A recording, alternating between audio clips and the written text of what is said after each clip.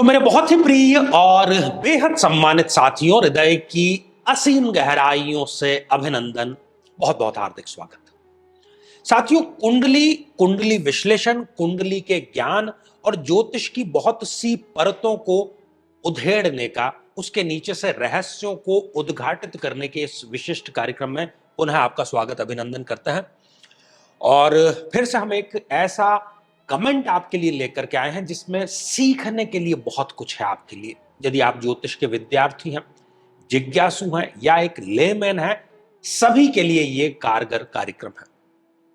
साथियों, आज का जो ये कमेंट है ये संजय तंवर जी ने लिख भेजा है और उन्होंने बहुत ही अच्छा क्वेश्चन पूछा है कि जो सेकंड भाव का लॉर्ड है और जो 7th हाउस का लॉर्ड है वो तो अच्छे होते हैं, फिर वो मारक क्यों है। हमने मारक और योग कारक पर पूरी श्रृंखला बनाई है, वो भी आप YouTube पर सर्च कर सकते हैं। और अभी एक और श्रृंखला हम विस्तार से बनाने जा रहे हैं, उसको भी आप जरूर देखना चाहें तो चैनल को सब्सक्राइब करके अवश्य रखें। साथियों, किसी भी लग्न की कुंडली का कोई भी नंबर यहां पर लिखा हो, यदि द्वितीय भाव की हम बात करें तो द्वितीय भाव का लॉर्ड जो कि हमें धन देता है, जो हमें परिवार अर्थात कुटुंब देता है, जो कि हमें बहुत अच्छी वाणी देता है, तो ये किसको नहीं चाहिए? सभी को चाहिए। और जो सप्तम भाव का लॉर्ड है, सप्तम भाव से हम दाम्पत्य जीवन का विचार करते हैं, तो दाम्पत्य जीवन किसको नहीं चाहिए? दाम्पत्य जीवन अच्छा हो, ये किसको नहीं चाहिए? तो फिर ऐसा क्या कारण है कि द्वितीय भाव का लॉर्ड और सप्तम भाव का जो लॉर्ड होता है वो एक मारक ग्रह कहा जाता है, माना जाता है, होता भी है। तो इसके पीछे हम आपको जो कारण है मुख्य, वो आज समझाने का प्रयास करेंगे। पहले कुछ उदाहरण हम समझ लेते हैं। साथियों, यदि हम मेष लग्न की बात करते हैं तो यहां पर 7 नंबर का अंक आता है, अर्थात मेष अर्थात मंगल इसके लॉर्ड हुए और सप्तम भाव के लॉर्ड हो गए शुक्र देव। दोनों की आपस में शत्रुता है। आपका जीवन साथी तो है, शादी तो आपकी हुई है, लेकिन यदि वो आपका शत्रु है तो वो आपके लिए मारक ही हो गया। यदि हम बात करें, इसमें अपवाद भी आएगा, वृषभ लग्न की कुंडली, तो यहां पर ये 8 नंबर हो गया, अर्थात शुक्रदेव इस कुंडली के मालिक हैं और सप्तम भाव में शत्रु राशि मंगल की राशि है, शुक्र और मंगल की शत्रुता है, इसलिए ये मारक तुल्य कष्ट यहां पर प्रदान करता है। लेकिन यही यदि हम मिथुन लग्न की बात करें तो मिथुन लग्न में यहां पर आप देखिए कि 3 और यहां पर 9 नंबर का अंक आएगा। तो मिथुन लग्न के लॉर्ड है बुध और सप्तम भाव के लॉर्ड हो गए गुरु। तो बुध और गुरु आपस में क्या हैं? मित्र हैं। इसलिए मिथुन लग्न की जन्म पत्रिका में जो सप्तमेश है वो मारक नहीं होता है।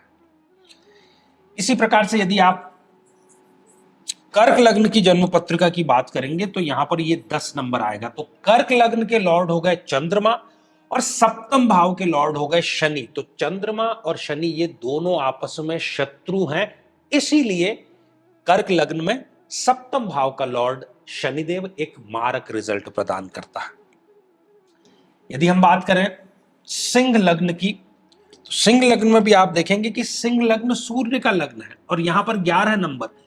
तो सूर्य और शनि इन दोनों की आपस में शत्रुता है। लग्नेश की शत्रु होने के कारण यहां पर शनिदेव एक मारक जो है उसका रिजल्ट देते हैं। लेकिन पुनः हम देखेंगे कन्या लग्न की कुंडली में यहां पर अपवाद आपको नजर आएगा। कन्या लग्न यहां पर आप देखिए और यहां पर 12 नंबर का अंक। बुध लग्नेश है, सप्तमेश गुरु है, दोनों आपस में मित्र हैं, इसलिए कन्या लग्न की जन्म पत्रिका में बृहस्पति एक योग कारक, एक अच्छा रिजल्ट देने वाले प्लेनेट जो है वो होता है। फिर पुनः वही बात,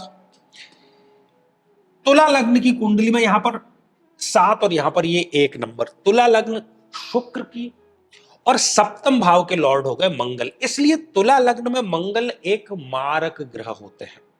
दोनों एंटी पार्टी, दोनों एक दूसरे के जो है वो शत्रु हैं। उसी प्रकार से यदि हम वृश्चिक लग्न की बात करें तो ये मंगल का लग्न है और यहां पर 2 नंबर। मंगल और सप्तम भाव के लॉर्ड हो गए शुक्र, ये दानव है, ये देवताओं की श्रेणी में आते हैं, इसलिए वृश्चिक लग्न में वृषभ लग्न के जो लॉर्ड, वृषभ राशि के जो लॉर्ड हैं शुक्र, वो एक मारक रिजल्ट जो है वो प्रदान करते हैं।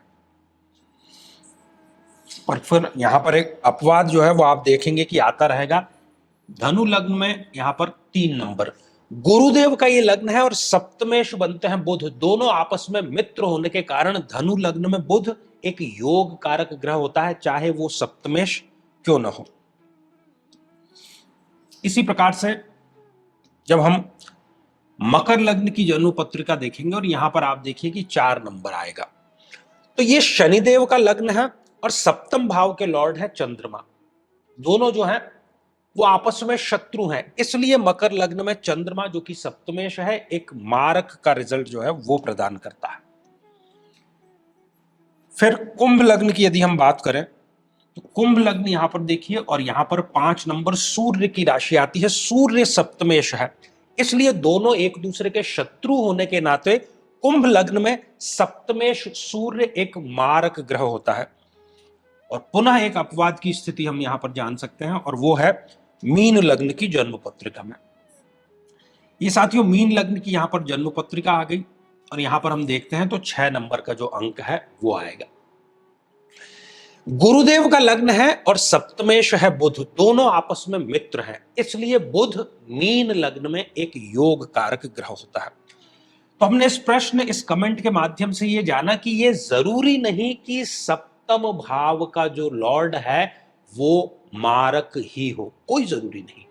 और वैसे भी जो भाव है वो मारक होते हैं, ग्रह कभी मारक नहीं होता। ग्रह को हम मारक इसलिए कहते हैं क्योंकि वो किस भाव का स्वामी है।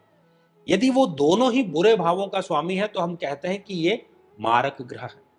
दोनों ही अच्छे भावों का वो लॉर्ड है तो हम उसको योग कारक कहते हैं। त्रिकोण का स्वामी है तो हम उसको योग कारक कहते हैं। इसलिए केवल किसी एक स्थिति से कि यह द्वितीयेश है या सप्तमेश है तो वो मारक होगा, कोई ये जरूरी नहीं है। और सबसे बड़ा जो मेजर रोल है वो ये है कि प्लेसमेंट कहां पर है उस ग्रह की। यदि उसकी प्लेसमेंट अच्छी है, यदि कहीं पर विपरीत राजयोग बन रहा है तो ये सारी की सारी जो थियरी है ये फेल हो जाती है। और कई बार जो योग कारक है वो भी मारक का रिजल्ट प्रदान करते हैं और मारक जो है वो भी योग कारक का रिजल्ट प्रदान करते हैं। अब इसमें सूत्र यही है कि आपको जो भी महादशा चल रही है उसके लिए आप क्या कर रहे हैं।